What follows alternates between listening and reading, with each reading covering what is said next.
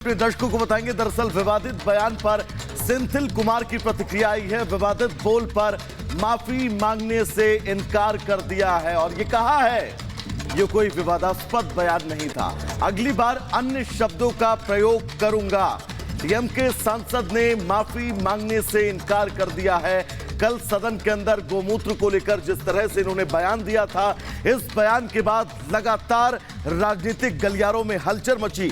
कई पार्टियों ने अपने आप से किनारा कर लिया, लेकिन अब माफी मांगने से इनकार।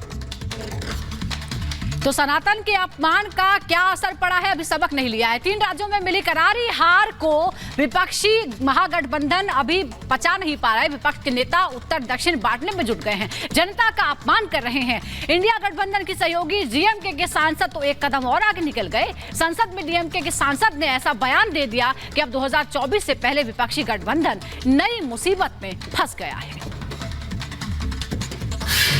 Power of this BJP is only winning elections and mainly in the heartland states of Hindi and what we generally call as the Gomutra states.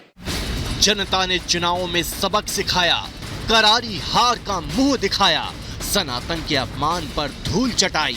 फिर भी इंडिया गठबंधन के नेताओं के विवादित बोल पर फुल स्टॉप नहीं लगा। कभी सनातन को खत्म करने का ऐलान करने वाले कांग्रेस के सहयोगी दल डीएमके ने एक बार फिर हद पार कर दी और संसद में विवादित बयान दिया। The people of this country should think that the power of this BJP is only winning elections and mainly in the heartland states of Hindi and what we generally call as the Gomutra states. You cannot come to South India. देश की संसद में खड़े होकर गौमूत्र और जनता का मजाक बनाने वाले इस नेता का नाम है सेंथिल कुमार। इनकी पार्टी की तमिलनाडु में सरकार है, स्टालिन मुख्यमंत्री हैं, जिनके साथ खड़ी है कांग्रेस, जो हिंदी पट्टी के तीनों राज्यों में चुनाव हार चुकी है। इसलिए अब उसके साथी बीजेपी पर खींच निकाल रही हैं। तभी तो बीजेपी भड़क गई। तो जिस तरह से बार बार इस पे अटैक करते हैं, वो समय दूर नहीं है जब उनको उन्हीं की जगह के लोग गद्दी से उतार फेंकेंगे और तब बताएंगे कि इस देश में संस्कृति, सनातन, सत्य का, गाय, धरती, भूमि का कितना बड़ा महत्व है। प्रधानमंत्री जी की बातों को कुछ ही घंटों में सच साबित कर दिया पूरे इंडी गठबंधन ने कि किस प्रकार की नकारात्मकता और किस प्रकार की विभाजनकारी और नफरती सोच की दुकान है ये।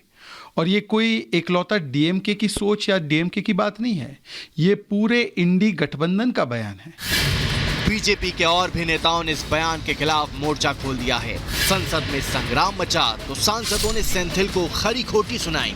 वो आपको बताएंगे, पहले एक बार फिर सुनिए सेंथिल ने क्या कहा।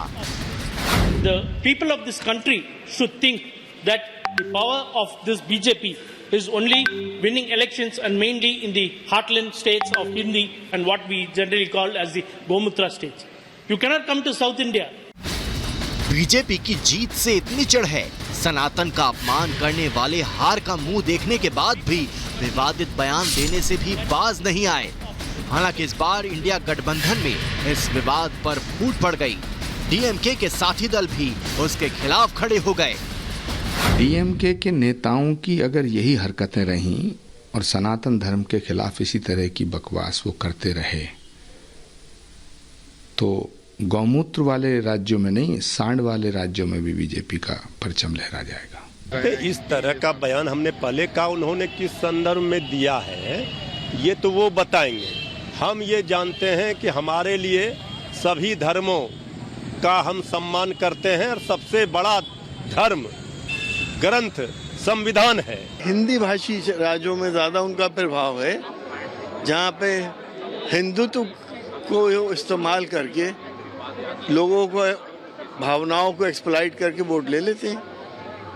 अब हिंदुत्व में गौमूत्र भी है और भी चीज़ें हैं, लेकिन खाली गौमूत्र ही नहीं है। इस बार तो इंडिया गठबंधन को समझ आ गया कि सनातन का अपमान करने और ऐसी पार्टी के साथ खड़े होने से उनका क्या हश्र हुआ है, क्योंकि इसी डीएमके के नेताओं ने सनातन धर्म को बीमारी बताकर खत्म करने की बात कही थी।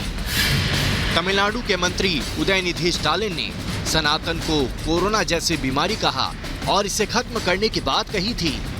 डीएमके सांसद ए राजा ने तो सनातन को एचआईवी और कुष्ठ रोग तक कहा।